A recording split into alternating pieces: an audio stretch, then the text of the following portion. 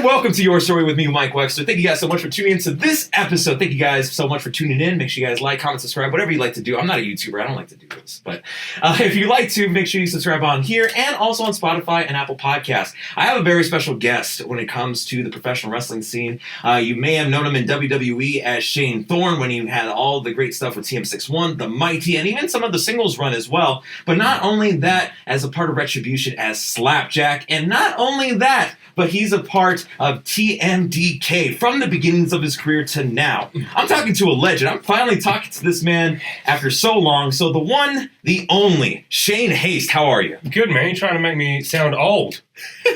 Yeah, you're making me try to look short before we start this. But you know what? I'm excited for a pretty episode. A pretty. For those who don't know, that's the reference of something that happened before we aired. But no, hey, that's why he's the hysterical. That is why he's giving the good vibes. One thing I do want to start off is like, how is living in LA? I know that you have been recently engaged, so congratulations on that. Thank you very much. How's it like in LA? I love it. After being in Orlando and I love Orlando. Very hospitable. A lot of hospitals. I would know. I went to some. The Arnold Palmer, and then the kids one. I was in there once. That's for later. It's a very friendly place, Orlando, because you got all the theme parks and whatnot. And I have an accent, so no one assumes that I live there. So everyone's super friendly because they think I'm going to tip big or something. But then it's just so flat there, and then being here and right near the mountains. We're not too far from the water here, but I'm not a beach person, so whatever. But yeah, the mountains. I love the mountains. I like the vibe out here. I started saying things like the vibe. I never said that before coming to LA. No, I mean, you're getting used to the lingo here. Yeah. I think you're doing pretty well. I'm getting bougie. Bougie? Yeah. Is that the right thing? You're asking the wrong person. I am no way in shape or form like good with hip stuff or whatever the kids call it. Man, I was in West Hollywood last night. Went to a Groundlings improv show. Then went to like the Umbrella after. Mm-hmm. Paid $15 for a beer. So I'm pretty LA now. Oh yeah, $15 beers and the what is it now? $5-6 gas prices now. Ooh, yeah, yeah, man. I drove my truck. It says truck. It's an SUV, but whatever. I don't know. Across from Orlando, and the price is going up. No, definitely. Aside from rising prices and everything, I do want to talk about the economy, man. That's what we're here for. Yeah, that's a whole separate conversation. But the first thing I do want to ask is, we recently I see you wearing the TMDK shirt, repping the homies over there in Aussie.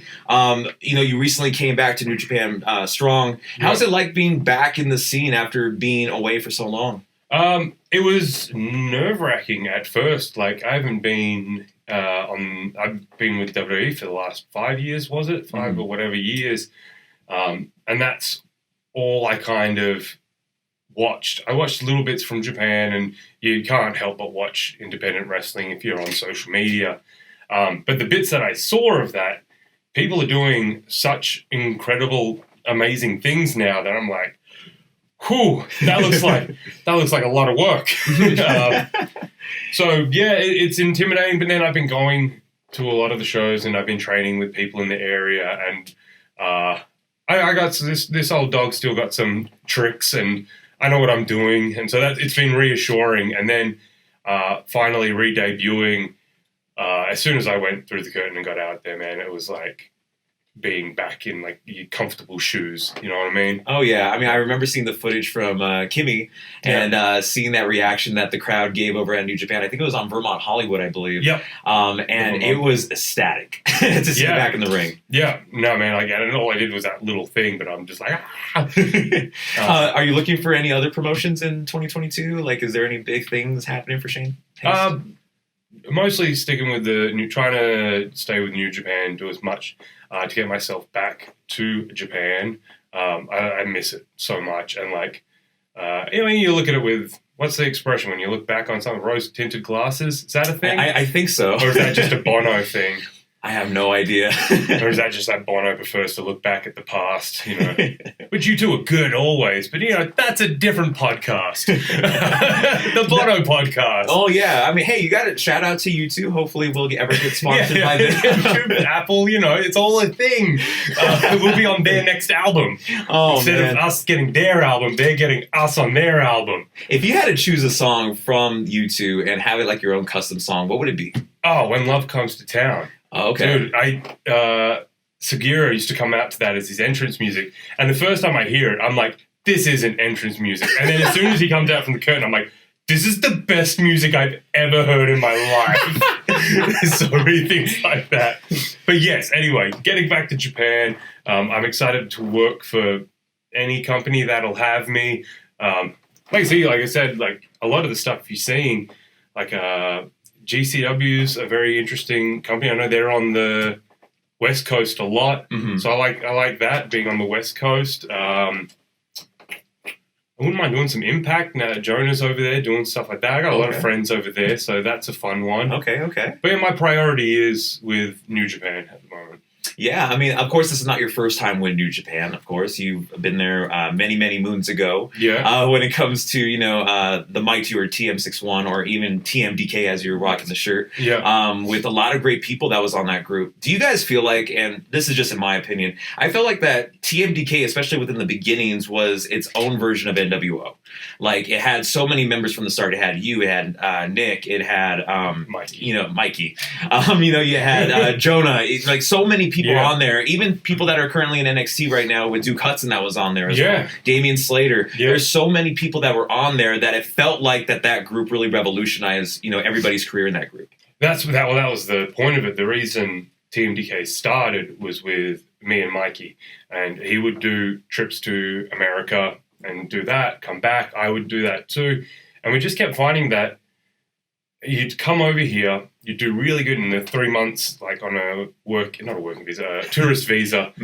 You do 3 months, and by the end of it, everyone loved you, and they were ready to push you, but then you had to go home. And then you'd come back, and you'd start from the bottom again, or you'd just get dicked around and whatnot. But we just thought, like, why don't we just try do it as a tag team, and then at least if we're on the road together or we're doing these things, at least we have someone to banter with and someone to have fun with. And we found out that started working more authentically for us, and like we didn't have to be anything but ourselves, having a good time to do that. And so we end up raising each other up doing that, and we thought, well, we have so many talented friends who have all the skills and whatnot needed to do this as well. Like, let's make a group within Australia to support these wrestlers. And the thing of it too was that sometimes in Australia, and I'm sure it's over here too, when you work for one company, you kind of need to work for that one company. And there's not a lot of promotion of other things. So it was our idea to have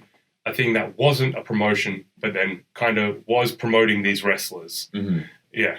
So they still had the freedom to be seen at other places. Right. Oh, no, I mean, I definitely see that. You know, of course, when we see both yourself, you know, Mikey's career, like a lot of these names that are now making an impact, literally, when it comes to, you know, Jonah and all these other names out there from TMDK, I mean, it was really the foundation for everything. Yeah, and like getting Jonah over to Japan, they asked us, who do you want to have? And we... I think we went with Marcus Pitt first, but he had family commitments, so he couldn't make it. And then definitely Jonah was next for us to get, like, and he loves Japan. He loves Japanese wrestling. He studies wrestling so much more than, like, him and Chris Hero are two guys who I know who watch and know everything. Where I'm like, yeah, the guy, he did the thing. Like, Jonah will know who it was, where it was, the date, the attendance, things like that. And so to be able to bring him over there, and enjoy that, the dojo life, the shows. I remember one of the first days he was there, we're kind of giving him a tour of the dorms and the dojo, which was all the old Ariake Diffa. And so our dorm was downstairs, second story was the offices, the top story was the ring and the gym, and to go to the showers and the bathrooms, you had to use the venue ones. Oh, wow. So... well, we had a urinal and stuff there at the shower, so you had to go upstairs, through the gym, down through the venue, and then to where all the guest stuff was. We go up through the gym and open the door, and there's Kenta Kobashi just working out, using every single weight in the gym as he would. Mm-hmm. And Jonah's like, he was starstruck, as he would be. Like, I was the first time, but I'm so used to it. Every morning, you'd wake up and you'd be like groggy going to go to have a shower in the morning. Mm-hmm. And there's Kobashi there because he was there every morning so early in the morning and working out for like 2 hours. Mm-hmm. And I'm like, this. And Kobashi's like, this. And I'm like, oh, this is Jonah. And he's like, okay. I just forget. Like, it became so natural to me. Mm-hmm. But then, like, seeing how excited he was for that, I was like, oh, yeah, this is fucking awesome what we're doing. Where we are is really cool. Oh, no, yeah. I mean, obviously, like we mentioned before, I mean, that was the foundation for you guys to go on to your prospective careers. Mm-hmm. Speaking about that prospective career, I do want to talk about when you guys debuted in WWE as TM61. Mm-hmm. I do remember the promo in particular with Tom Phillips as you guys made that debut online. Oh, yeah. And then you were just like, what is our names? Our names are TM61. Yeah, I call him Mike in the thing. Yeah. We only got the name a little bit before that. And I didn't know we were live. I'm like, yeah, they'll record this, I'll edit it later. And he's like, no, we're live. I'm like, oh, well, fuck it. Well, no, that was cool. I mean, you got that introduction, and of course, you really made a name for yourself at the Dusty Rhodes Classic, and especially in the finals against AOP. Mm-hmm. What was it like working with AOP and really having that moment in one of the main events of an NXT TakeOver? Working with them, they're really good guys. I'll start with that. They're good guys, good friends. I still can keep in contact with them now. Every now and again, you get a message from one of them. And they were talented, strong guys. Pretty green, but like everyone has to start somewhere. And I think that was a strong point for me and Mikey, is that we were able to help bring people up. So like on the Florida shows, we had a lot of matches with them. And it was a lot of me getting my ass kicked. Yeah. So then when we finally got to then put all that stuff that we were learning in those matches into a bigger match with more freedom, like a lot of things that you do on these Florida shows, you don't have a lot of creative control of what you're doing, and you're having a lot of people in your ear telling you, especially them, they were having a lot of people tell them to do something this way, then someone else to tell them to do it that way. So they were getting even more. All we had the direction was to make them look good, right? Which was easy. That's easy. I could take bumps for days. Mm-hmm. So then when we got to have a bit more of a back and forth match, they were so keen to take, because a lot of the stuff they were told, like, don't let anyone hit you with anything. You don't take any offense. You got to look strong. Mm-hmm. And this one, they were allowed to take some stuff, and we were allowed to like get some on them, and they were excited to actually take some moves and get beat up a little bit themselves, because Beast, Razor, I forget. I never really used that thing. You could hit him for days, like smack him in the face, and he's like, "You're better than more." And he always, like, because we were professionals, we were safe. He loved it. He's like, "Yeah, hit me, man. You guys are safe. I love it." So yeah, that was fun. And then having the shark cage gimmick too was something. like we couldn't. They only set it up on the day, and the thing of it was, like, well, we've got to use it. Mm-hmm. And so I remember Triple H was there, and I was like, can I jump off this? And he's like, do you want to? I'm like, well, I kind of have to. We can't just not use this thing. Right. Because, like, you can't use the cage that much because it's all the way up there. Mm-hmm. So... No, that was an awesome angle, and especially a great spot, because you just saw yourself just climbing on that. I believe it was just something supporting the cage. I don't know what it's called, but you just saw you climbing up there and just, doing that diving spot. It was truly a memorable moment, especially in NXT history. I was like, they can catch me. Like, I had Mikey down there, and then those two big boys as well, and like, I just got caught and went down, and it was fine. I had a torn ACL at the time too, and so it was all fine and good, safe hands. So one of the things I was curious too is, of course, before you were known as the Mighty in WWE, you were known as TM61. Mm-hmm. Was there any significance to that name? Not really. Oh. It was, we didn't want to be TMDK there because we still had TMDK guys wrestle around the world, and we didn't want them to own it. And at the time, they were changing all your names and whatnot. And I think it was like the week before that TV tapings, or even like the day, and we'd given them a few different names for us and things like that. Like we were thinking of something like the only one I can actually remember, apart from +61, which is the calling code for Australia. Okay. Which we kind of put. It was more thought as like a T-shirt idea or something like that. Like not the name, but like just a little logo. Right. Was War Boys.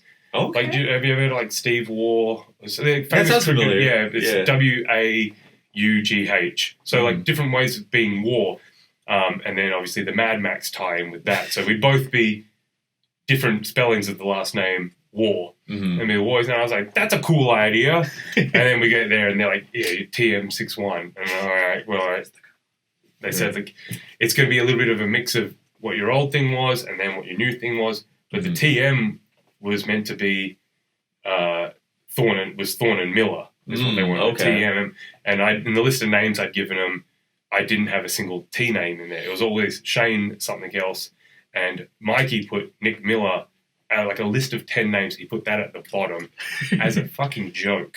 Right. Because to him, like, we always make fun of, in the dojo, we used to watch a lot of New Girl, and we always made fun that he looks and acted like Nick Miller from that. Right. So it was a bit of an inside joke, and then when we saw that name come up, we, like, had a bit of a laugh, like, surely they know that this is a fictional character from a very popular TV sitcom. Right. And they didn't. We're like, yeah, we got one through on them. And then like later on, we're like, oh, this isn't working out how we wanted. And then the original name, last name they had for me was Shane Turner. Okay. And this was around, I think it was like Scott Turner, if that name rings a bell to you. Hopefully. A little bit. Yeah. And I'm like, this was around then. I'm like, can I not be associated with that at all? Right. And they're like, all right, well, if in half an hour you can think of a better one, let us know. Thorne's my mother's maiden name. So that was an easy change to make, and that they ran it through legal, and it was all good. But like I think, like with the names and stuff like that, we just everywhere me and Mikey went, we just did our best with what we were given, and we said, "Yes, sir, we'll do our thing," and our hard work paid off. So we're like, "Well, maybe I don't see the vision right now, but who cares? It's just a name." Right. Yeah. I mean, when you talk about you and Mikey's like team chemistry, I definitely see that. In my opinion, actually, I feel like that both of you were truly a revolutionary tag team at the time that you were signed to NXT, because your offense was really different than any other tag team that you saw, whether that was AOP, I think Sanity was there at the time, DIY even. Like, you guys had a chemistry that was unlike any other tag team at the time. I don't know, maybe. It was hard. Like, we were getting in trouble every week for, like, they didn't want us doing the shoot-off, double back elbow, moonsault, fist drop. One, they're like, that's too long. That's too long. Right. That defeats the 5 count. And then the tag, shooting the double back elbow, that counts as you hit. Hitting the moonsault fist drop is a DQ. We're like, oh my fucking God. And then they're saying like a standing moonsault fist drop's a finish. Can't be doing that at the start of a match. So it was so hard. It forces you to be more innovative. But if you see how things are now, they've definitely relaxed on the 5 count and things like that. But yeah, it was very much every week we were like, how can we do like this and that? And like, no one wanted to take the finish. And I'm like, fucking easy. It's not that big of a bump. Like, no one in Japan ever complained about it. Really? So I'm like, oh, well, I mean, it is Thunder Valley. Yeah. So it's like, I think I took it once, and or at least someone picked me up once, and I was like, oh shit, this is high. Like, I can't remember. I think the first person we ever hit it on was Nakajima, and he's like, we picked him up, and his hands couldn't actually reach our shoulders when we were fully extended. Really? And he's like, yeah, you have no control up there. It's all us. So I get it, but wrestling rings are fine now. Well, no, I remember like playing the 2K games too for WWE, and I remember every single tag team I would make, whether that was Team 6-1 or just some random tag team. The Thunder Valley finishing move was definitely the best one on that list. I think it's a great move. And like, yeah, when we would change things or come back, they're like, have a different move. I'm like, did the Dudleys ever change it up? No. Why? Like, ours works, and it's unique, and it's effective. And we could hit it on anyone. Like, oh, well, they'd always be like, well, what if you wrestle the Big Show? Are you that? I'm like, no, he's winning. I'm not fucking finish on Big Show. He's winning. Right. There's different situations for different situations. I'm like, what the fuck? Oh man. So one of the other things I do want to mention too, after the Dusty Rhodes Classic, which was one of the greatest accomplishments in your NXT career, was going solo. I mean, I know that Mike, you had to take some time off and do all that, and then you went solo, but you really. Really showcased yourself in a great way. Having the Black Swan persona, being with the jacket and the really cool music as well. Like, which jacket you talking about? I had so many jackets. There was a fur one, and it was black and fur. Yeah. And I just remember it was really cool because you were just there every single show, especially I believe in the road shows as well. Yeah. And it was really a cool outfit to see. Well, that's like a thing of kind of me being a little bit of a brat. I gave myself the nickname The Worst because, I was getting booked. I was the worst. I never win. Right. I lose all the time. As I'm I'm the worst. Clearly. And I got, a black leather jacket because I'm I got a black leather jacket. That's how you know I'm bad. And I was just it was just fucking tongue-in-cheek, trying to, break the fourth wall as much as possible. The fist in the air was the PG version of that. So anytime I was doing this, I was saying, fuck this. Because when Mikey left to go back with his family and that, I thought of leaving myself. I'm I don't know if I want to be here anymore. It was kind of, it was good for Mikey to get away because the place was real toxic to him and his mental health. Mm-hmm. And a lot of us felt that way. But I was told they had stuff for me. So stay, that's something for me. And I kind of wanted to see, I started as a singles wrestler. Right. For years before we did TMDK. And even in Japan, I had a singles run with a GHC title match against Kenta. Mm-hmm. And I had fun with all that stuff. So I just wanted to see how I'd go with that, doing that again. Right. So yeah, I went with that and then nothing happened. And they'd be like, oh yeah, we got this storyline for you. Yeah, you're going to lose to this guy. I'm like, how does that help me? Right. Oh no, but then the next one, you'll lose to this guy. I'm like, okay, I get it. But it doesn't, it's work. It's a TV show, it's work. They need people to make other people look good. And I made a good career out of that for 4 years after that Dusty Classic, when we came back, we had a bit of a run. Mm-hmm. That heel stuff was more fun. Way more fun than being a babyface. They asked us when we first got there, are you heels or babies? And we're like, well, we get cheered in Japan. People love us there. So yeah, we're baby faces. You go back and watch any of the stuff in Japan, we're clearly heels. We're just such dickheads. But we're lovable dickheads. Right. We're just Australians. And over there, obviously, it doesn't matter heel or face. It's just your team. Your team that you support, like any sport. Mm-hmm. So yeah, I regret not being heels from the start, but they also, I think they needed babyface teams at the time. And we were like, well, whatever gets us out there the quickest, whatever gets us out there, then up onto Raw or SmackDown the quickest. Mm-hmm. So then after, when we actually got to be heels, and it took a lot of come on, just let us be heels. Just let us be heels. You don't have any plans for us as baby faces. And then with the stuff we did with Street Profits of stealing the chains and things like that, so much fun. Mm-hmm. Just playing that character stuff and just being able to be a dickhead. Mm-hmm. I'm a natural dickhead, so let me be a fucking dickhead. No, I saw you having fun throughout your NXT career, and of course, even transitioning into your main roster one. Of course, we saw with the pandemic, everything had shut down. Raw and SmackDown moved to the Performance Center and all that. Yeah.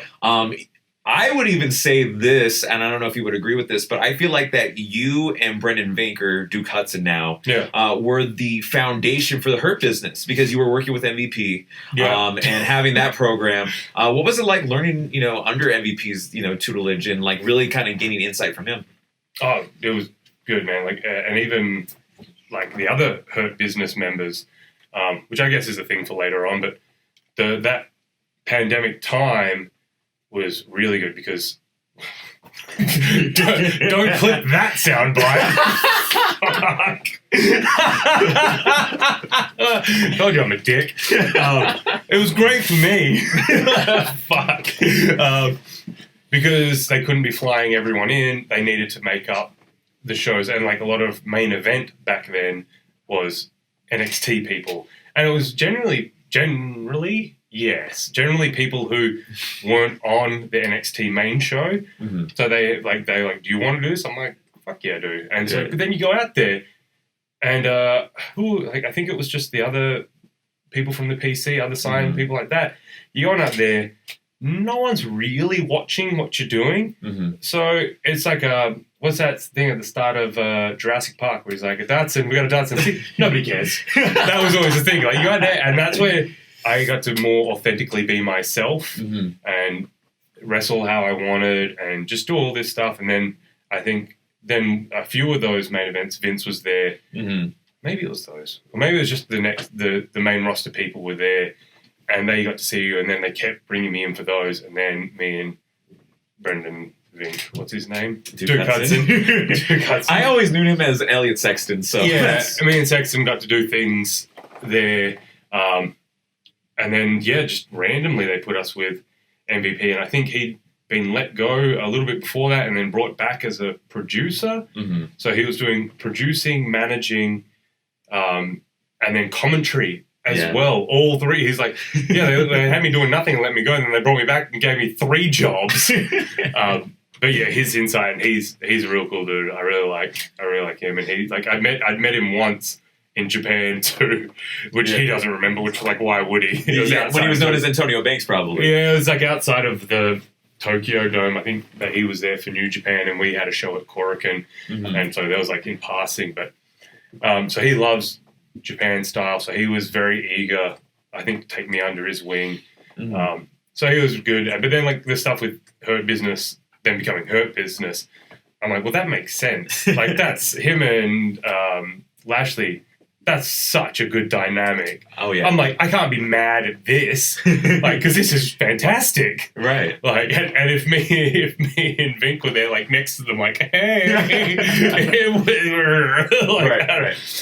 we're Australian, it's different. I'm like, no, that was fine. And then I don't even remember what our last thing was. I think we had a 6-man. I think so, somewhere around there. And then I was doing stuff with R-Truth in that, and like. He was so fun to work with, and like he loves silly, dumb comedy ideas, and that's all I had. Right. If there's an idea brought to me, I'll think of the first thing that comes to mind is how to ruin it by doing something dumb.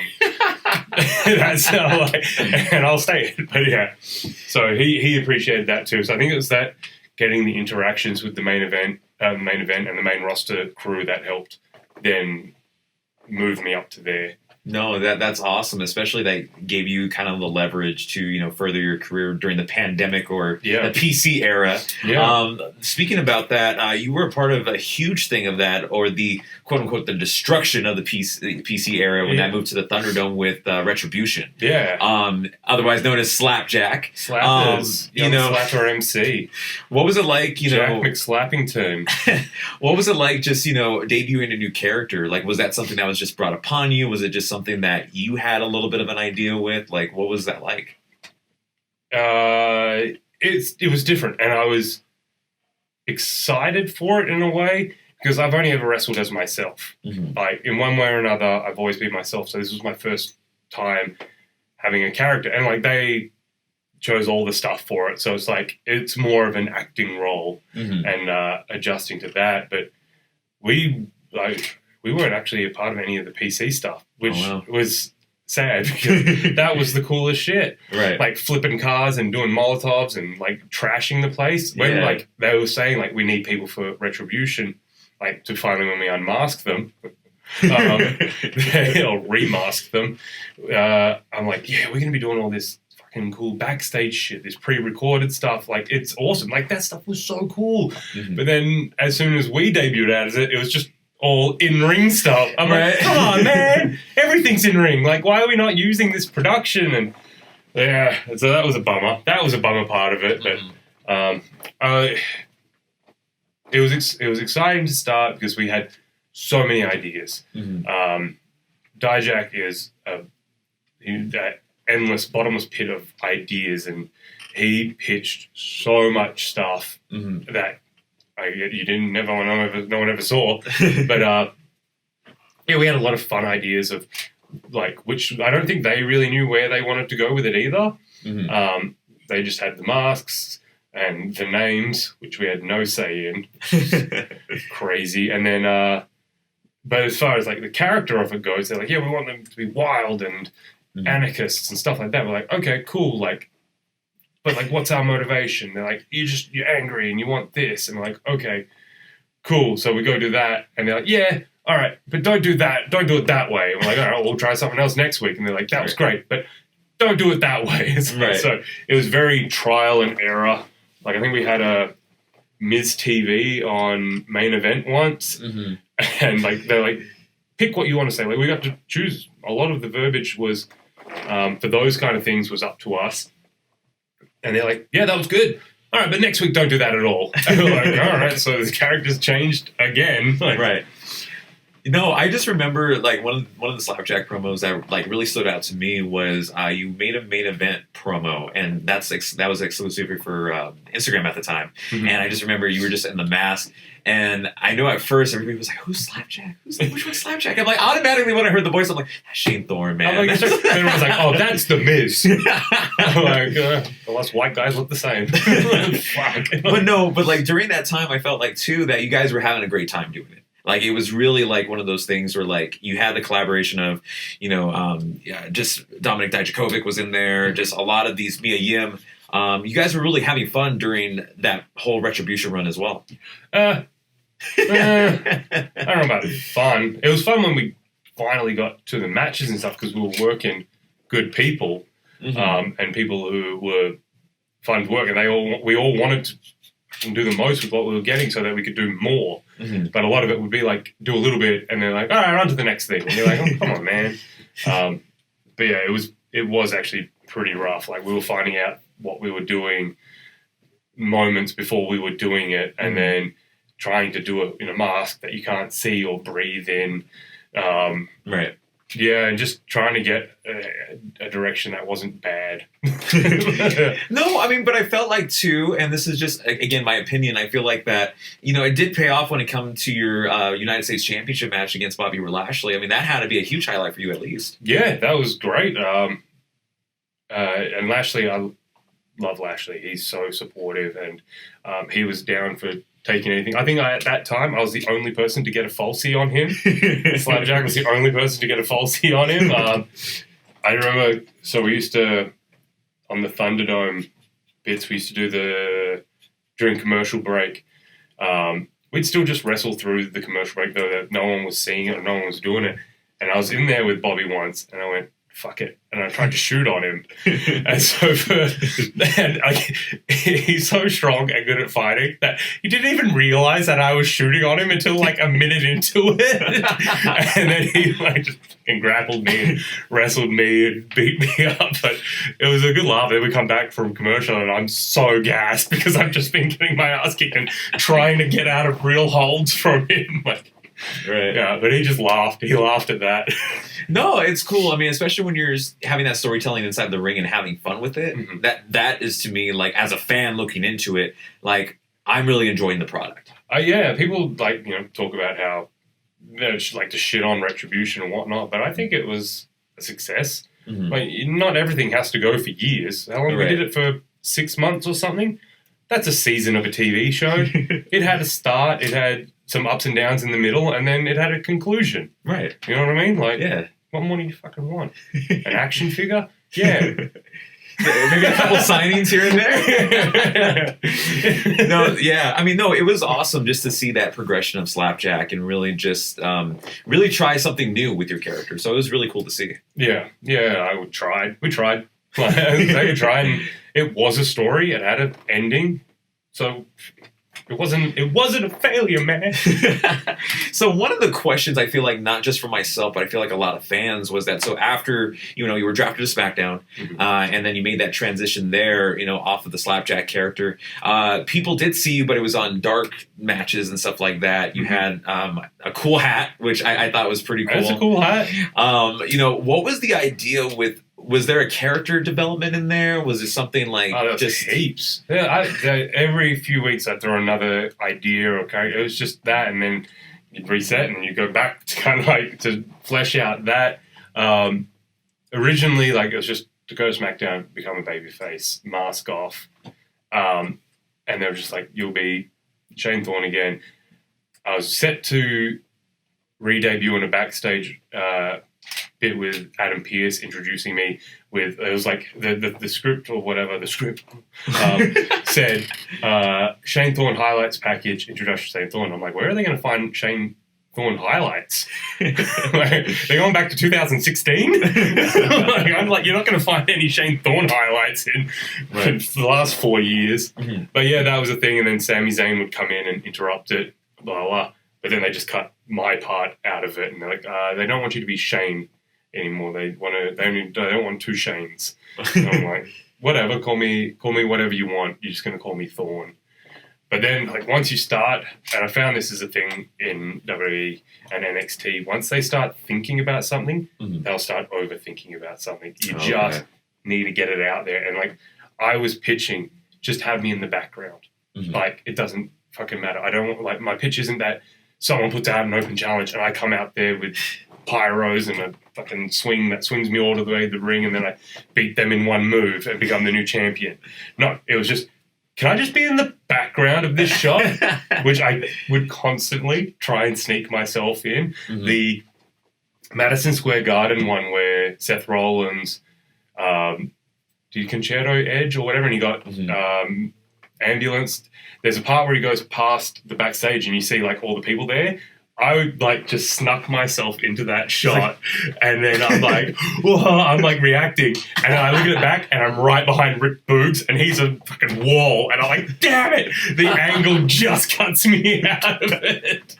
Damn it, I almost made it. But yeah, there's a few backstage things I like, so I wanted to just do like a thing where I was just around. It was kind of like a bit of a Dolph Ziggler, how he introduced himself, but I'm like, we don't have a name, so don't call me anything. Like, let's have someone have a promo against someone. They're angry. They leave. Camera kind of pans out. And I'm just standing next to him like, wow, that guy seems mad.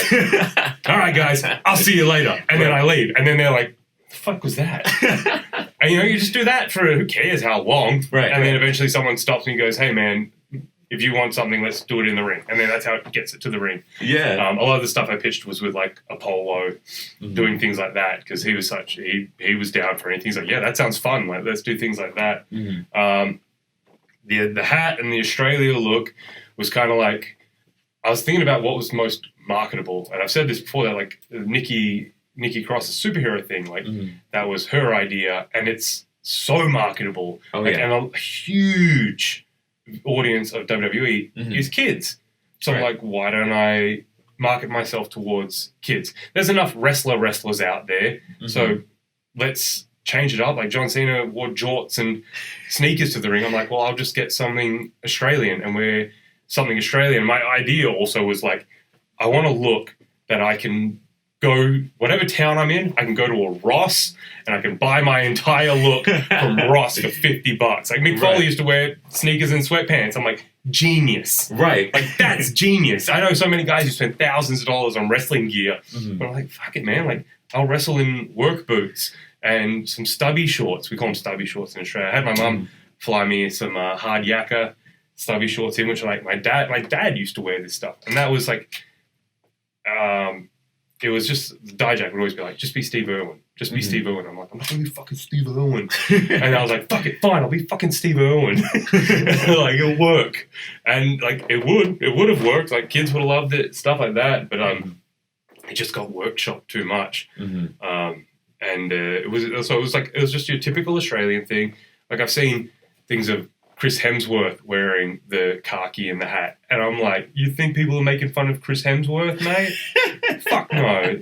The ladies are swooning. Right. So it was just to be marketable, stuff like that. It was comfortable. It was fine enough to wrestle in. And then it did actually have ties to my father who worked up in the north and like the kind of stuff that he wore. Vince wanted more color, not just the khaki color. He wanted more color. So that's where, I don't know, there's pictures of me wearing the blue, which is like an Australian kind of blue. And I had photos of my dad wearing that kind of stuff. Right. The hat was just a hat because, Malibu Stacy, she has a hat. It's marketability. It's some dad to a toy or whatnot. So the character they were like, yeah, maybe like a Crocodile Dundee thing. And so one of the ideas that I gave them was me and Reggie, because Reggie had the thing where he kept parkouring and escaping. I'm like, well, what if everyone's always trying to chase him? But then I lay traps. We do this all backstage, and like he flips and he lands behind something, and then when we get to that, he's wrapped in a net. Oh. I'm like, we don't have to have actual things. We just use camera cuts and stuff. And then I take the 24/7 title off him for a few weeks, and then the next week I've trapped everyone preemptively, and then the next week after that, he flips and dives around my traps and pins me while I'm like asleep or something. Okay. I'm like, there you go, 3 weeks, done. And then after that, I'm back on main event, putting over whoever you want. Like, right. Who cares? Like, no, that sounds like an awesome idea, especially with, the 24/7 championship being that type of style. Yeah. Yeah, that was that. And then another one was with that same look, doing a villain version of it, like an Australian version of Claw from Black Panther, but with Apollo. So that it'd be a 3-man group. And to me, like, it's just, and I would do dastardly things like make Rick Boogs' guitar explode, things like that. Just like, let's use the budget that we have. And then when it comes to matches, you have the big guy on the outside as the heater. I can take the bumps in the ring and keep Apollo strong. Things like that. And so that dynamic, that would have been great too. But, it just gets overthought, and then budget cuts happen and whatever. Well, no, I mean, I feel like that now you have a great opportunity to really explore the wrestling world. I mean, I know we discussed before we went on the air too of like all the destinations that you want to go. Yeah. Is there a main like goal for 2022 or even above? Get back to Japan. And reconnect more of TMDK. Hopefully now that we've been there and we've like raised our names up and whatnot, there's a chance to bring more of the members international, especially Japan. Like that's because they're coming from, a lot of them will be coming from Western Australia or Australia, and that's a pretty easy flight, and that's the way that they do their tours or whatnot. A lot of the TMDK guys now are pretty locked into their normal days and their normal jobs, their families and their careers. But I think they're just so fucking good. Marcus Pitt, Damian Slater, who else we got? I always forget we got. Mikey Broderick, right. Slex. They're so good and they need to be seen on an international level. So my goal is to get as much of TMDK into Japan doing tours and being seen over there. Yeah. No, I mean, that's awesome. I mean, I hope that goal is succeeded in 2022. I know there's a lot of big stuff, especially with New Japan. One thing I do want to mention before we go to our final thing, that background noise. So that's just the fans, man. This is live, right? They know. Right. They found out where we are. One thing I do want to mention too is that, so for people who don't know, I took notice of this as well when you made that transition from NXT to Raw, was the color of your hair. You went to the blonde style for a little bit. Was that something that you just wanted to try out? Like, what was that about? Yeah, it's just to do a different look. And it was funny because like I did it when I was in Australia for Christmas. I come back and then there was like 2 or 3 other people who had done it as well. And I'm like, oh, fuck me. I always try to rib Steve Corino. So it was my the new king of old school era. And it was just to wind up Steve Corino. That piece of shit. I think you gave him a good homage too. Yeah. I'd fight him. I'll fight Steve Corino any place, anywhere. Oh, you heard it here first. Yeah. Just not in a wrestling match. That's why they call him the hysterical. Yeah, man. Speaking about Shane Thorne, or Shane Haste, whatever you would like to refer him as. Shane's cool. Shane Solo, even. Yeah, that's a nickname. You're famous for your nicknames. Yeah, I just if I hit all of them first, then fuck it. One will stick. Which one has stuck out to you the most thus far? Black Swan's one that a lot of people remember. Like, Scotty Doherty would always call me Black Swan around the PC. That's one of my favorite ones. It's homage to West Australia. The state animal is the black swan. When everyone's always like, "Oh, you're trying to rip off the black swan," I'm like, it's got nothing to do with that. I don't know. I'm like, in a sense, because I do have the black swan's kind of like a flip of personality, and I can have that as well. which I try to show in my wrestling. Like, I like to have fun at the start of a match, and then when it switches, it switches. Right. But also, like, so many people had, like, nicknames like the Destroyer, the Dragon, the Tiger. I'm like, yeah, but I'm a fucking swan. It's just me pulling the piss out of shit. I'm like, people get a chant for a fucking swan. Yeah, I mean, you definitely, I mean, I remember in Riverside, actually, for the NXT show, the last one before the big bang of the pandemic had happened, it was truly, like, it was over. It was truly over when you had that match against Angel Garza. Yeah. And trust me, it was over. Yeah. I think that was when I was doing, like, the worst gimmick. And the worst got over to a lot of people that because, like I said, I'm a brat, I'm a dickhead, and even around the PC, people would be like, you are the fucking worst. Like, totally not related to wrestling or whatever. Just if there's a chance to ruin something, I'll take it. Right. I remember one of my friends, his name is, I believe it's Kyle, the Florida wrestling fan on Twitter. Yeah. And I remember that there was this one time where I think Pretty Deadly had gotten like attacked you at a live show, one of the Florida shows, and I remember he's like, "Hey, he's a jerk, but he's our jerk, damn it!" Yeah, that was a Steve Carino idea. He was booking me and Jonah to team together there, but he's like, "I don't want you to be a babyface. I want you to be a heel, and he's the babyface. So you don't change anything that you're doing. You're just his dickhead mate." And then if I get out of line, Jonah fucking snaps down. I'm like, "Oh, okay." I had fun with Kyle. Was fun. I'd always steal his water. Anytime I was on the outside, I'd take people's waters or undo their shoelaces. I did that once at I think it was in LA, and it was for that during that Dusty Cup. It was us versus Sanity, and I take something to the floor, and I'm down there, and I grab someone's shoe, and I look, and it's Shane McMahon's shoe. I'm like, yes, this was intentional. He's like, oh, never mind, not gonna work this out. He was like, this son of a bitch. In 4 years, I'm firing him.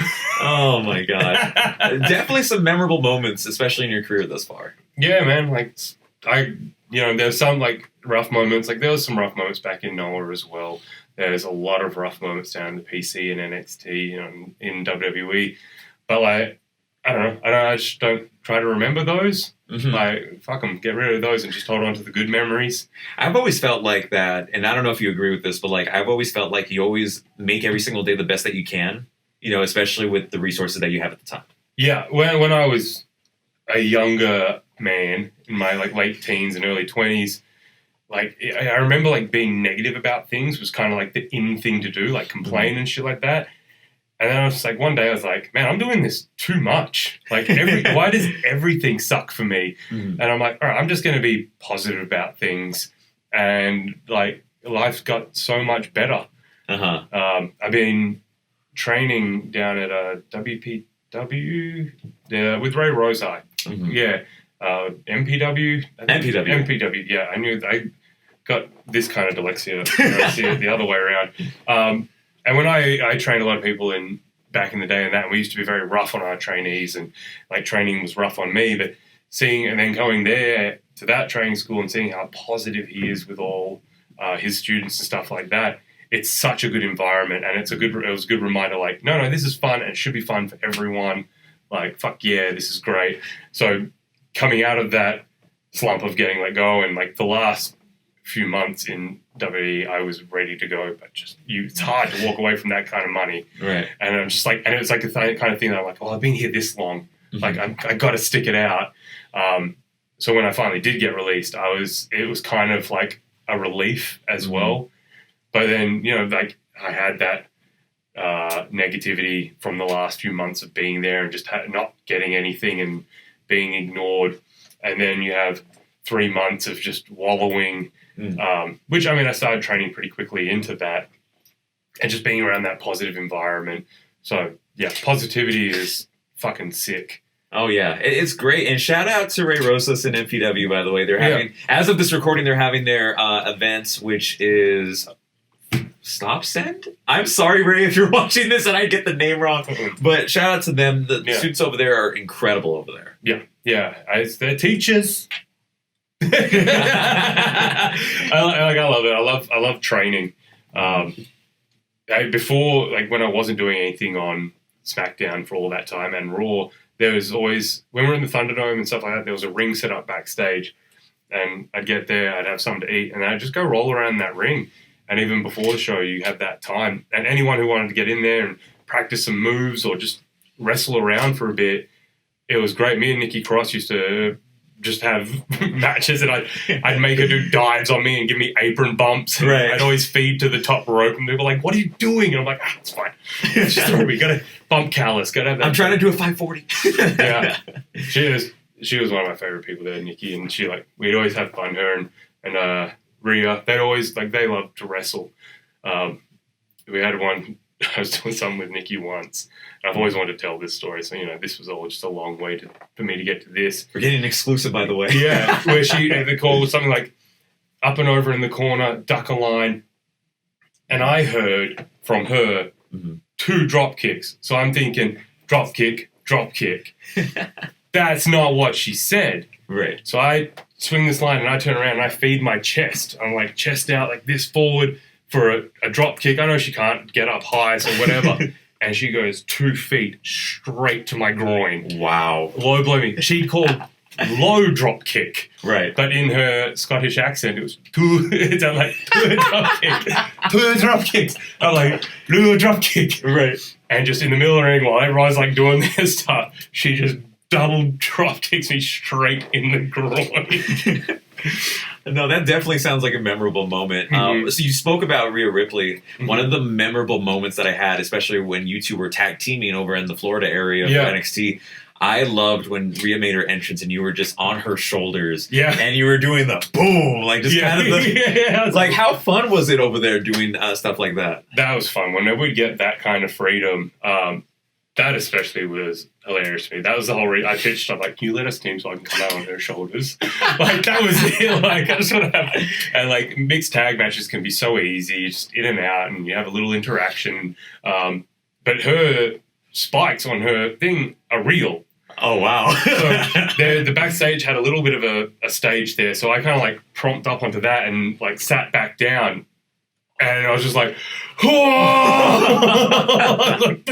like some real spikes are just all through my butt and legs. Oh, no. Yeah, that was fun. And then, like, Indian Hartwell and I did some mixed tag stuff, or even just her coming out with me, and I came out with her once. And that was great fun. Just so easy. Just easy, fun work. Teaming with Jonah was so easy, too. Like, I love just... There was a few times where I just have random... They put me with I want a different tag partner. Every time I'm like, just put me with whoever, and I'll just make it work. Right. Yeah. So there was a good run there, and I think it was Steve Carino who was booking those shows. And I'm like, book me on every single show in as long a match as possible, and put me with whoever. Like, put me in, like, try and run me into the ground. Let's see if you can do it.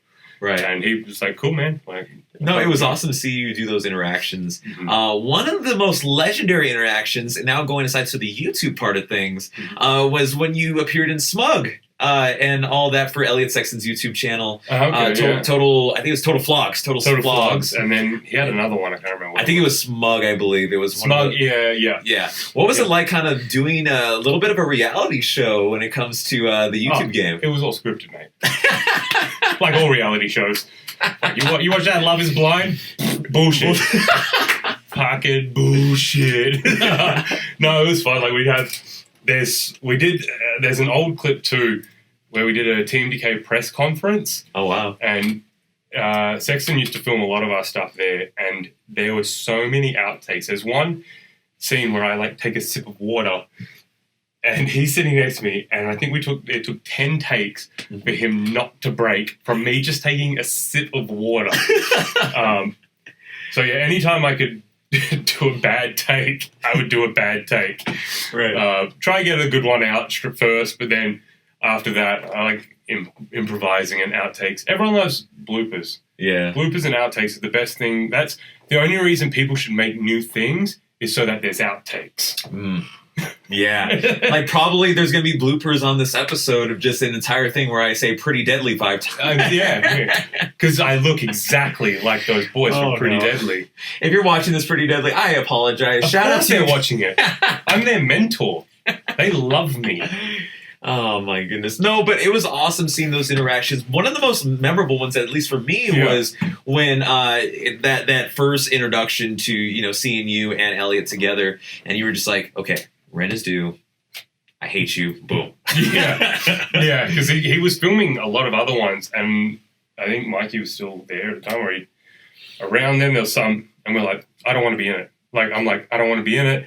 But if you're going to have me in it, I want to be blurred. I want my face blurred. Right. And then the compromise was that I just come in and go, shut the fuck up. Because he wasn't in WWE at the time yet. So I didn't know if I technically could be in them until we did Total Flogs and then that. But like, Smug, right? Yeah, Smug. So I'm like, I can't be in these. But I was in a few of them disguised. Like I was the pizza delivery man in one. And I helped film some of them, but he's so particular on them that you've got to be filming for so long. Oh man, I remember that scene you were talking about too, where you're just like, I want my face blurred. Yeah. And then it just cuts to just his face being blurred. Oh, just like this. And when it's too late. It's too late. And he's like, I forgot about those things. Yeah. Fuck, they were funny. Oh man, legendary moments. And another YouTube thing I do want to talk about as well, after you did get released by WWE, you got a lot involved with Smosh. Shout out to the Smosh crew. Hopefully they're watching as well. Yeah, retweet it and shit. Is that what you do? Recast. Recast. It's like fishing. That's how this works. That was awesome to see when you had those little skits that you were doing with Ian and Kimmy. Yeah. I think it was when they were that skit when they were first moving in with each other, and you just come in with this big dumbbell, and you're like, I'm the badass here. So what was it like working with them? A lot of fun. Like I started watching Smosh games back when I was in Japan because we were traveling so much. I had a laptop and I wanted a game to play that, and so I think Minecraft was pretty new at the time, and I'm like, I don't know what this is. So I just typed in Minecraft and Mariecraft came up, and I ended up playing Minecraft only the tiniest bit. I ended up just watching all the gameplay stuff. I'm a big fan of Smosh games when they used to play games. So then, you just reach out to people on Thing or reply to things. And so I made internet friends with some of those people. Like a lot of them are wrestling fans too, so that helped. And then some of the guys backstage, behind the cameras, I became more friends with. And then, met Kimmy that way. And then we kind of integrated. So it was funny because I'm like, oh man, I always want to be on Smosh games and play games with these guys. And they're like, all right, cool, well, they want to use you. And I'm like, oh, what do they want me to play? And they're like, oh no, we want you to learn some lines and stuff like that. And I'm like, I fucking hate learning lines. Like there was, in WWE, like a lot of the times they just gave me bullet points and let me say what I wanted to say. That's why I didn't talk that much. Right. But, I usually will say something to ruin it. But that was fun, just easy going. They let you like, kind of feel it out, but it's like seeing how they are. Like I'm like, I've got to stick to the script as much as possible. And then like the first scene, they're like, all right, and action. And they did something completely different in the script. I'm like, what the fuck, man? Like, here I am. And, this was not a part of the plan. And Kimmy's a professional. Like she learns her lines days and days beforehand. Like she knows all her shit. We've got a thing set up there for her self-tapes and whatnot, and she'll record all the lines of it because she knows I hate doing self-tape lines and stuff like that. She just listens to it over and over again and does all that stuff. So she made me do at least one night of that. And I hate homework. I fucking hate homework. I never do it. Like, back in school, I say, if you can't teach me in the allotted time that you were given, that's your fault as a teacher, not mine. Don't give me fucking homework. Oh, man. I'm on the same boat with you. Like, for me, I can't remember a lot of things by heart. I mean, before the show we even started, I had bullet points and I showed you them. Yeah. And I'm like, I have to remember it this way. So then I'm like, okay, so we're going to go into this topic next. I cannot for the life of me, and I'm sorry, and I'm looking at the camera so I can make sure I'm sorry. I cannot remember lines automatically word by word. No. I have to do bullet points. No, that's it. They have the freedom of that. And then the difference of being on a professional set. I mean, wrestling's professional, but we get shit done. Right. We're there, everything, like any stunt or physicality or things like that is properly monitored. So the scene where I pick Ian up, we were just out there, and I just picked him up. I grabbed him and picked him up, and like did the thing. That wasn't scripted or anything. And then I was like, "Was that okay? Is everyone okay from that?" And I'm like, "What do you mean?" I'm like, "Oh, I shouldn't have done that." But then we did another take where they got a better shot of it, and they're like, "Oh no," Ian was like, "That was cool. That was fun." No, that was awesome. I mean, when you're having fun, like I mentioned before, it really just. It really gets you laid back. It really makes you enjoy what you're doing more. Yeah. So, and then I did an unscripted one with, it was a What Would Kimmy Do? Mm-hmm. And I was just seeing how good they all are at their jobs of, like, it's such a, like, all right, be here, go here now. And we're all like, okay, so we do this. And then starting, they're like, hey, everyone, blah. And I'm like, I need warming up. Right. So we do have one question submitted by Justin of the Wrestling Classic. So shout out to them. Over 600,000 on Instagram. 600,000 million? Yes. Well done, guys. And the question that he had submitted is, what is your earliest memories of wrestling? Earliest memories of wrestling go back to when I was very, very young. I would have been 4 or 5 or 6. I don't know. It's all a blur back then now. But I remember someone just had a TV on in the back room. We were playing with toys, and there was like an old Macho Man. I don't know who he worked, but it was in a cage. And in my mind, the cage was like 1,000 feet tall. Right. And I'm like, this is amazing. And then whoever, I don't even know whose place it was, they might have had some wrestling toys as well. Mm-hmm. And I was like, that was cool. And like, I think I kept wanting to play with the toys when we had to leave. And then eventually my parents bought me some wrestling toys, like the old Hulk Hogan and the Macho Man toy. Mm-hmm. My dad made me a ring. Like he made a ring for it, which was just like a piece of board with some bolts through it and then wire for the ropes. Okay. And I just like, because it's wire and wood, I trashed the toys. And then, then I remember like going to, so that's my earliest memory. And then growing up, I moved to another town or whatever, and a friend had like one of the WrestleManias or whatever, so he just put it on. And then, other friends, their families were huge into wrestling as well. So I was just like, I loved watching Jackie Chan movies and Power Rangers. And I'm like, whoa, this is the same thing, but they're in front of people. Right. So now seeing Jason David Frank just like, doing it. Like that. It's just all the fight choreography.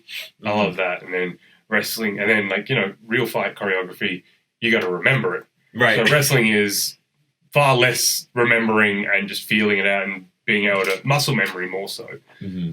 Yeah, I mean, when it comes to memory, I'm not the best person at it. I have horrible memory. So again, if you're looking at this, I'm sorry. I do not have the best memory in the world. If you give me like a 10-page script, I will only remember like 2 things from Well, then you should get into like, I don't in fucking acting and sitcom shit. You can just do it line by line, scene by scene. Yeah, shit. That's what you got to get on one of them, like a Big Bang Theory.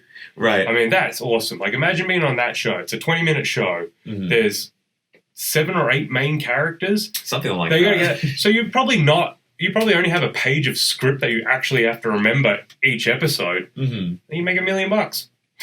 Hey, it's set for life. So Big Bang Theory. Put me in Big Bang 2. Put us in it. No, but it's awesome. And if we're going to talk about Big Bang Theory really quick, who's your favorite character? In Big Bang Theory? Big Bang Theory. Big Bang Theory. Kaylee Cuoco. Oh, really? She's my favorite character. Penny, okay. Yeah. Like, yeah, of course. I loved 8 Simple Rules and all that stuff. I love sitcoms, though. Like, I'll watch them for days. Yeah. I love sitcom season. Oh, yeah. It is definitely, like, it's cool to see. I watched Big Bang Theory for, God, how many seasons did they have? Like, I think they had like 10 or something. Something along those lines. Like 10 seasons, $1 million an episode. Great minds think alike, right? I'll just do one episode. Well, Shane, I do. Someone give me $1 million.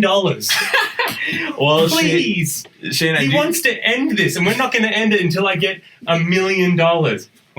Someone just gave me $1 million. Someone, okay. Yeah. Well, with that said, the Shane, Monopoly man. I thank you so much for making this a great conversation, making not a typical wrestling podcast, and actually making it a good conversation. So I appreciate wow. the time. Take that, all the other guests he's ever had. You hear that? He just shit on you.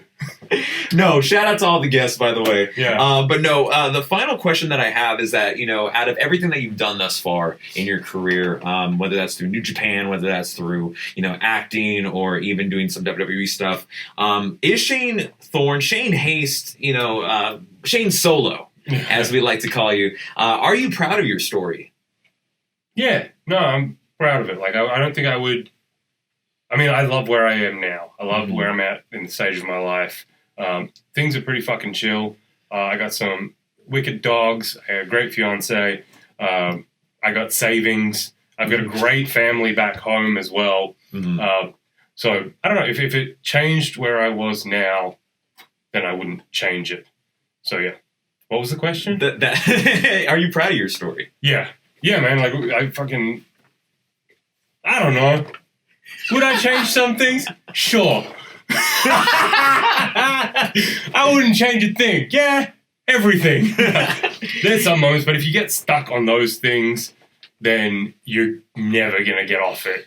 So just fucking whatever happened, move on, and then correct yourself from there and make sure it doesn't fucking happen again. Yeah. You know what I mean? Oh, I agree wholeheartedly, because like a lot of people don't realize that, people can change. People can, pursue the passions that they hope to go to. So yeah, definitely. And like things come circular. So you can get a second chance at not making the same mistakes.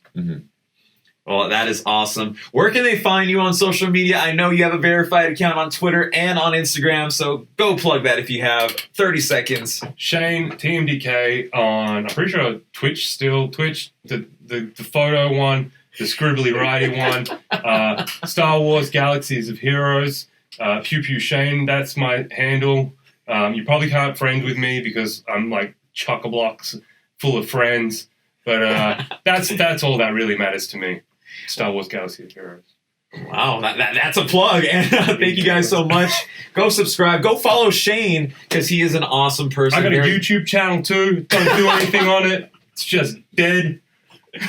Are we going to see more content out of that? Fucking probably not. I barely post anything on my social medias now. It's getting away from me. What other things are there? Do we get I don't have Tinder anymore. Engaged. I got a great Tinder story. But you probably got to wrap this show up. I mean, no, you can say it really quick. Bonus. That's a bonus, yeah. Bonus. So back in the dojo days, bonus thing, we were watching New Girl as we would, and the other boys are in long-term committed relationships. So they're like, what is Tinder? How does it work? And I'm like, whatever, man. And I downloaded the app because I deleted it plenty of times. And I'm like, go nuts, have fun. And they're swiping and doing this, and some Carlita or we just called her Carl because we assumed that this is a catfish, and so we're just like playing along and like having some fun because it was like this Brazilian model, and we're like, this can't be real. And anyway, we're down in Roppongi one night, and this person messaged me. And they're like, are you out or whatever? I'm like, yeah, I'm at this karaoke place in Roppongi. And they're like, oh, well, I'm at this place. And I'm like, it was literally across the street. And I'm like, wow. Cool. All right, then, meet me outside. I come down, I meet across the thing. For real, this beautiful Brazilian model. It was just, I'm like, oh my God. Like, what? I definitely thought I was getting catfished. I'm like, because I was like, please be someone that you're not. Like, yeah, let's see you avoid. Like, oh, no, I'm across the street. Like, I can't see you. I'm like, yeah, I know exactly where you are. And yeah, beautiful girl. Just wanted me to buy her, like, bottle service all night, though. And I'm like, nah, man, I'm ditched. Went out there. But yeah, great story. Oh, it was phenomenal. I mean, better story than my Tinder days. I mean, I sadly still need Tinder nowadays, but... No, I met Kimmy online. And so, like, online works. Hey, if you're out there, there's a chance for everybody, okay? Yeah, well, thank you so much, Shane. Yeah. Now we're going to wrap it up. Thank you guys so much for tuning in to your story. Make sure you guys like, comment, subscribe. You already know what it is. Yeah. You want to listen on Apple Podcasts, Spotify, or wherever you listen to your podcast. Print it out. Or do that. Print it out. It's just as enjoyable. Well, thank you. I told you, I'll ruin everything. Thank you guys so much, and I will see you guys in the next episode of Your Story.